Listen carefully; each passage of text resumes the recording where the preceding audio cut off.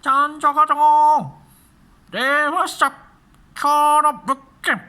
東西線早稲田駅。有楽町線江戸川橋駅。209。88,000円。オールフローリング。バストイレ別。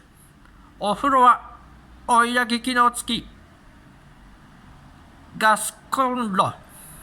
エアコンも2台あり。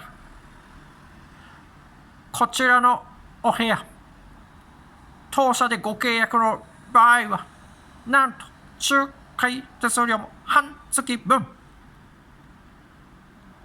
室内もリフォーム済み、すぐ入れます。東京空室110番、急げ。室内動画も見てね。